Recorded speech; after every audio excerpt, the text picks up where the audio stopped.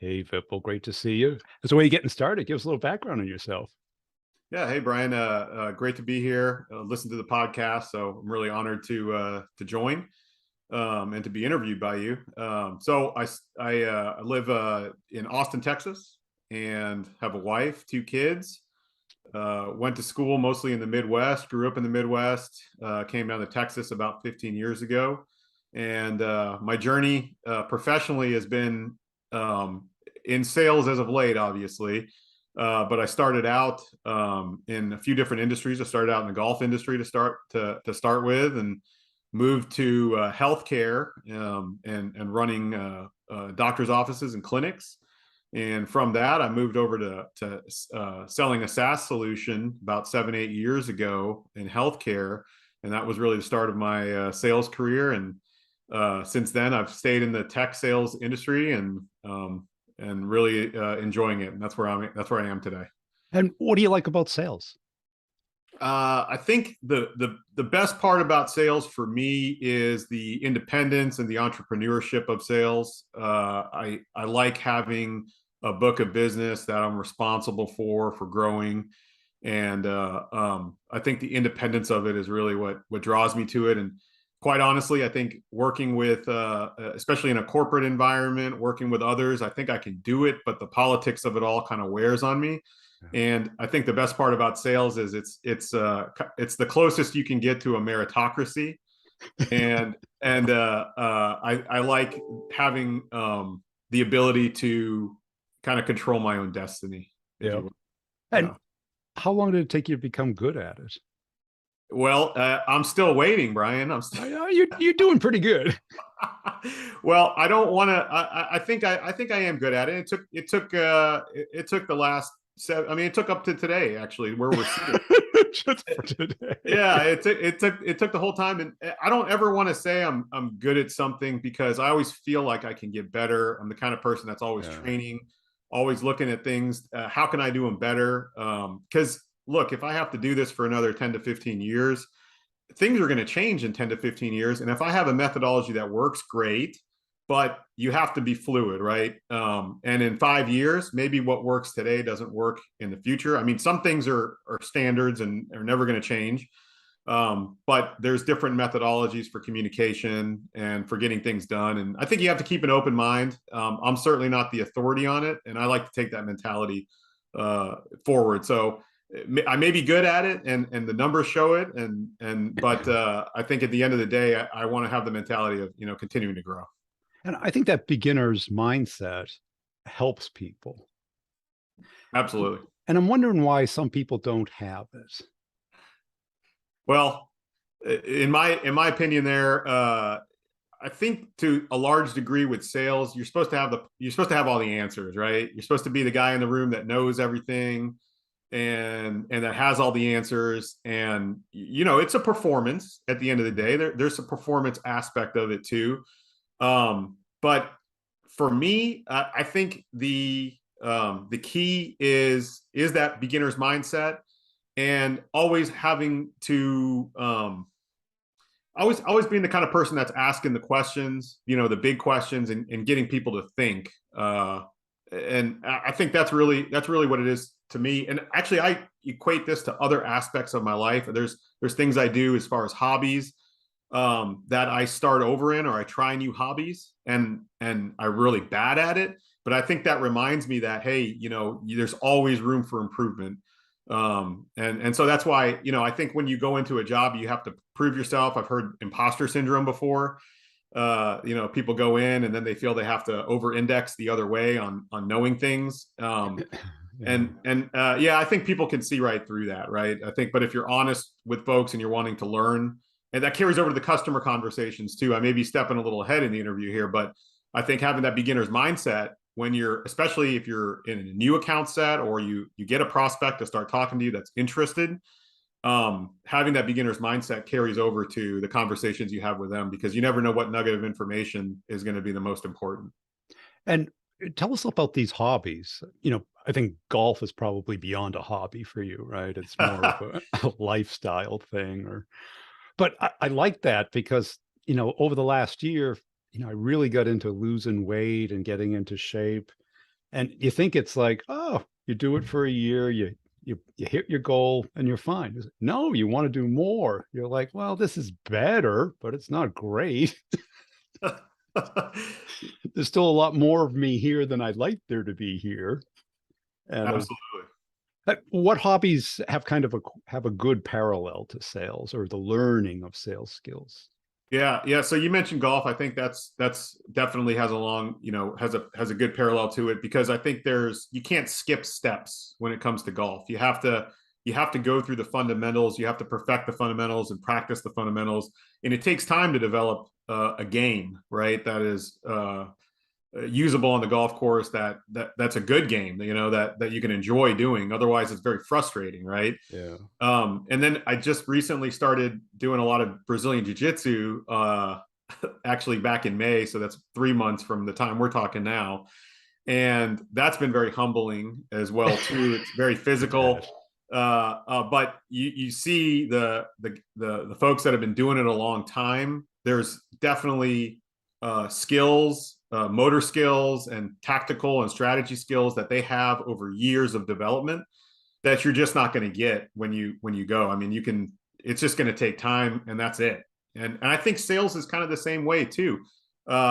There's things you can do to speed up the progress, but to put in the work and to implement things that you've learned, it takes time, and it takes repetition, and it takes putting yourself out there in front of customers and just doing it and seeing if it works or not. Yeah, because a lot of people are saying that MMA or any kind of, physical combat, not for the, the beating somebody else up part of it, but for the physical fitness part of it and the mental agility. Because it's a lot like sales, because there's some routines that fit the gambits, but then things often go off the rails a little.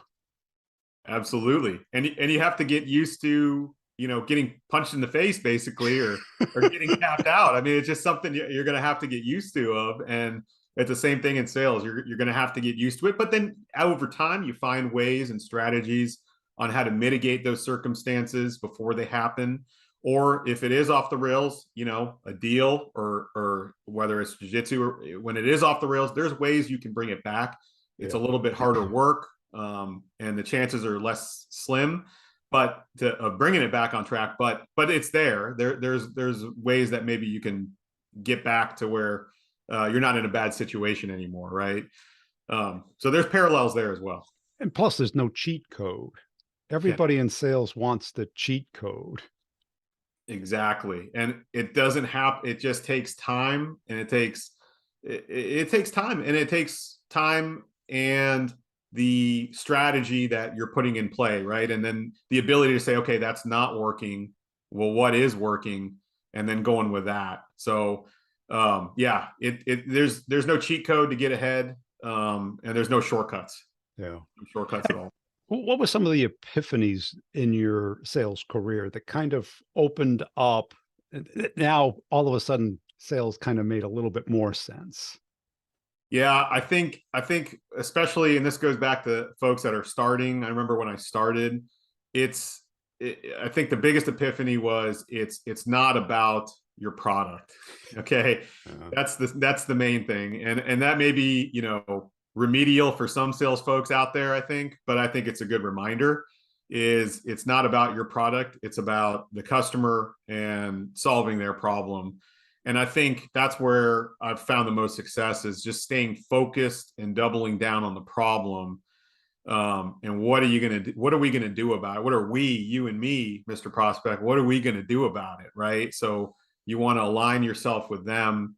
And I think that was the biggest epiphany. It's not me versus you, or me selling to you, or here's something that's great. It might be great for them, and it might be the best thing for them, but without understanding, what they're facing, I think that's the biggest thing, because a lot of times you get into, and maybe it's changing, in companies now, maybe they're starting to realize that a little bit more, especially if they have a broad product portfolio. But sometimes when I first started, especially in the SaaS business, it was like, here's the piece of software, and you go out and and talk about the benefits to Right. everybody.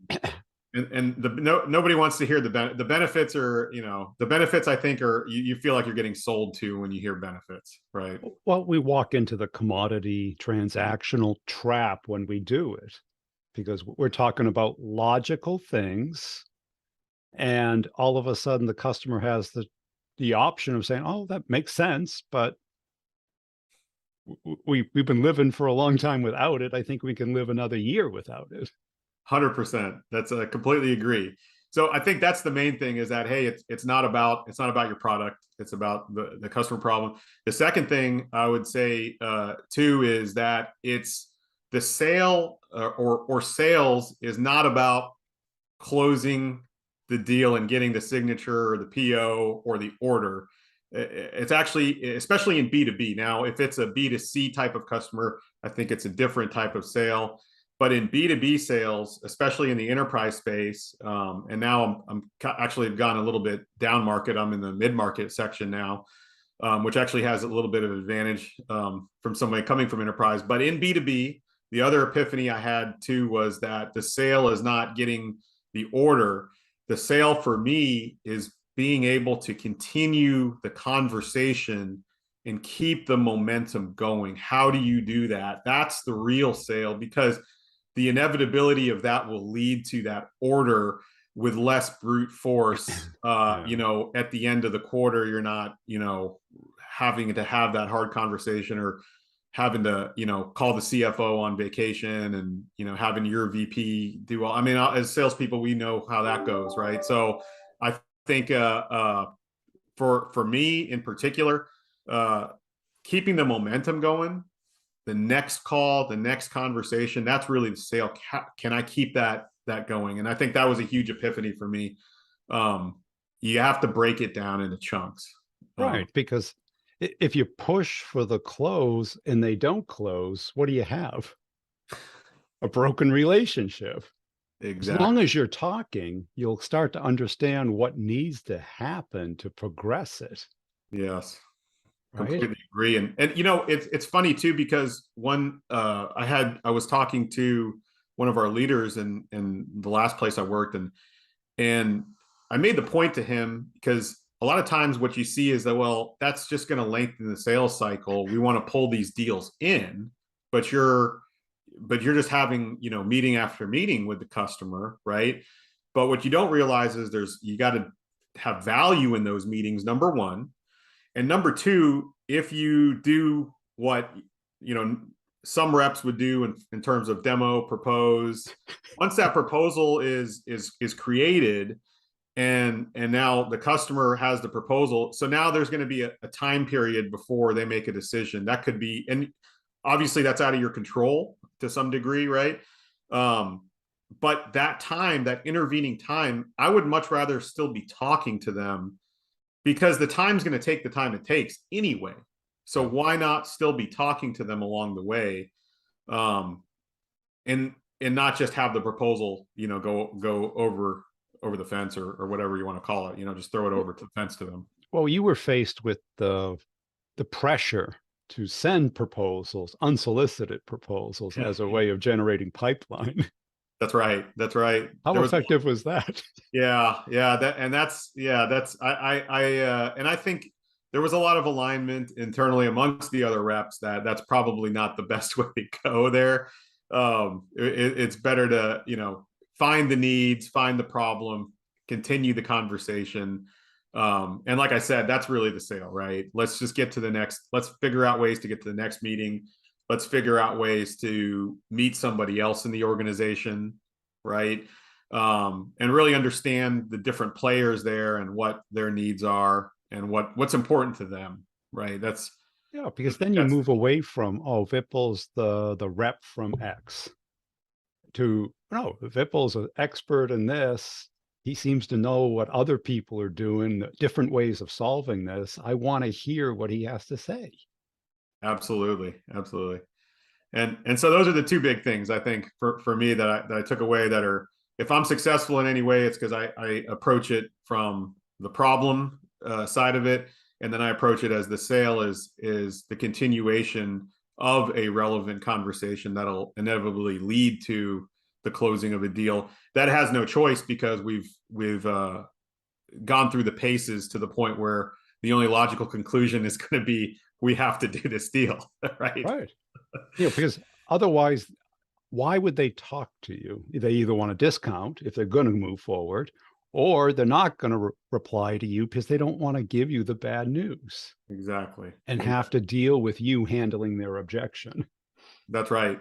And so, it's a chess game, right? It's not checkers. You're not trying to jump moves, right? Yeah. You have to move strategically, and you have to think about what the next steps are and how you're going to create value to them. That's the preparation, right? How do I keep the conversation going? What are they going to say? What do I anticipate happening? Those are the keys, right? And then, for me, I think that took time to develop that too, right? Right. It doesn't happen overnight. And a lot of times when you're talking with customers, you can get sidetracked. They bring something up, they throw something out of the left field. They have a problem or concern. So, it doesn't always go the way that you think it's going to go. But any concerns they have are always new opportunities that open up for you as well, too. So, Yeah. And what motivates you? What's your driver? I don't mean the the actual driver, your motivational driver. yeah, I would say, well, two, of course, the money. I think we're in sales, and money is a Yeah. huge driver for us. And I would say the non-monetary driver is the challenge, doing hard things. Like I said before, I like to put myself in hobbies where I'm not good at and start over again. And I think sales is that way for me too. It's challenging, and the best part about it is each account that I have, each person I talk to, it presents a new challenge to me that is unlike the challenge before. And that's what really keeps me motivated is, okay, this is a different account. They serve a different population. Their revenue model is different. Um, what's interesting to them, and then then you break that down from the company level to the person. Each person is different and what they want. And so I think the constant challenge of having to understand the different businesses, the different folks that are in the positions of leadership in those businesses and what's important to them, it's a never-ending challenge. And I think that's really what motivates me outside of the compensation factor. And to do that requires empathy, right? Because you got to think about, well, what are they going through? Because they're not worried about your quota, right? They they don't call you up once a month. How you doing? Should we buy more? Absolutely. How did you develop that skill? Was that something you always had, or was it something that you started doing and all of a sudden saw value from it? Yeah, I think that goes back to the beginner's mindset. And I Yeah. think it also goes to the point of what we were talking about before, where you have to be comfortable being uncomfortable and not Right. having the answers. And I think that's more authentic when you're talking to a customer, but you don't know all the answers and you're wanting to learn from them. I mean, I think that really is what builds trust very quickly with a customer too, because they know you're not coming there with solutions and saying, you're going to save them, right? No, nobody needs saving, right? And people want to feel like that they're important. People want to feel like they know more than you. It's their business, right? So you give way to that. Give way to Yeah. that, and I've learned that it's the presentations have their time and place, but I think it's the questions and the understanding and diving deep. And what I've seen too, a lot of other reps, and I've seen this from other reps, that they'll ask questions, but then the customer will say something that you should double down on or ask a deeper question on, but they gloss over that question. Yeah. And I think that's really the separation of the guys that I know on our team and the guys that I've worked with in the past, guys, gals, both, that are really good. They'll stop at that one question and then they'll ask more about that question and go down that rabbit hole a little bit more. And I think that's the separator there. That's good because, like in MMA, you have an opponent. In sales, it's not an opponent. It's a collaborator. It's a And dance. when they throw you something that you can build off of, and then you switch it back to something about your product that doesn't answer the question, you miss the point. Yeah. And And that they're and that's where it not goes going to off. ask another one, right? Yeah. That's where it goes off track, right? And I think I saw the most development in you when you shifted from that. When, Absolutely. when the Absolutely. meetings were about them and not about what you needed to sell. Absolutely. And not having the answer, but saying, hey, let me be that person to find that answer for you. So now I'm part of your team, right? I'm working on your behalf to say, hey, maybe we don't have the best answer. Maybe we do, but let me see what else is out there and give you some things to think about, right? And now I'm, on their side of the fence. I'm dancing with them instead of, trying to sell to them or in opposition of what the customer is trying to do, right? That's it. And I think a lot of people think that this slows the deal down. It's like, no, this speeds it up and solidifies it. If you When want to know if they're going to buy, you can just call them. Are you going to buy? You're going to get yes, no, or maybe. I don't know. But that's not progressing anything. That's not causing anything. Absolutely. And if when you go down the path of where you're setting up these subsequent meetings of value versus just proposing and waiting, when you go down this path, you have for those reps out there that they have managers that maybe that come down on them, or that are looking at their sales force and things like that. You have a story to tell back to them, right? You've had so many meetings and contacts. It sets your leadership, it sets their mind at ease because they know that you're so engaged in this account, and they know what's coming and what's not coming. They know why it's coming and why it's not coming. You can fill in so much information, and it builds trust with your leadership team as well too, because they have a number that they have to also adhere to, not just yourself. Your number rolls up, everybody knows that, and it goes all the way up the chain, maybe even out to Wall Street, right? So Yeah. when you're looking up the leadership team, you have a story to tell that sets their mind at ease, because they know that you're actually getting the account and doing the right things with the customer and for the customer, right? And when you were able to do this, didn't you feel more comfortable that you had control over the process and understood it versus it being a black box, wondering what's going on in there when you're not there?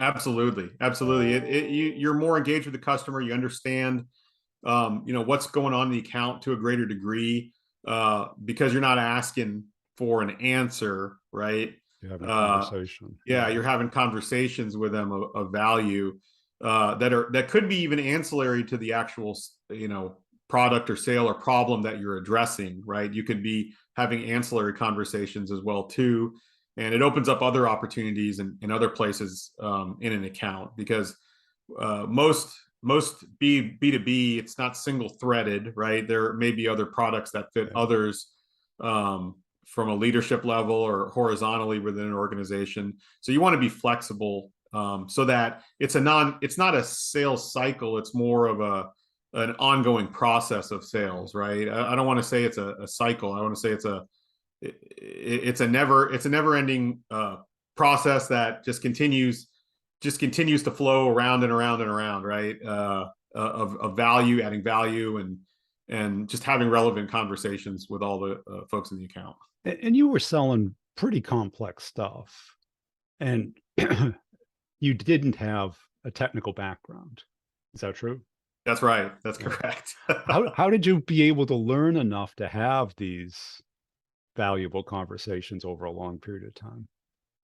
Yeah, that's a good question. I think with technical sales, so as a sales rep, and I think this may be helpful, especially to those that are beginning in their sales careers, or looking for answers.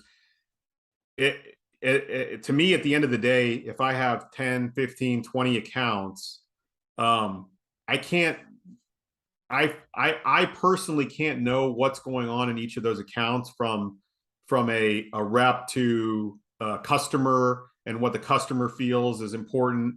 I have to really stay on what the customer's problem is. And so to me, from a technical standpoint, our technical solutions, right, I needed to know enough to understand what their problem was from a technical portion, but their problem for technically, our solution technically, I don't need to know as much about. So I just need to know the general technical overviews and architectures to see where the problem lies. If I need to fill in the blanks, I can talk to our technical folks on our teams. We have solutions, Mm. technical solutions folks, and they can help me fill in the blanks if I need to. But there's only so much information that I can fill in my head. And I think the company pays me more to direct these types of conversations to an endpoint of some degree, hopefully in revenue generating endpoint, but not to be the technical guy, right? Yeah. And I think that also gives me credibility with the customer as well too, because I don't have to be that technical guy with them. I can have the conversations of the timing, the justification of when to do this. Who else are you looking for? You can't do all that and be the technical guy at the same time. So I don't try to be that. I try to know enough so that it's relevant, so I can stay relevant in any conversation. Um, but I'm going to be more focused on the business and of the how to get this done, how to solve the problem versus the technical aspects of the problem itself. Yeah. Right. Cool. Hey, I really appreciate your time today. Where can people go to connect and follow you? Yeah, you can follow me on LinkedIn, Vipul Gidda, Vipul Gidda, or just message me on LinkedIn if you need help. I'm always willing to network with other reps and talk to folks and exchange war stories, learning stories. I'm always into that, like right beginner mindset. So I love sales conversations and sales and challenges with sales. So hey, send them my way, send me a message, I'll get back to you.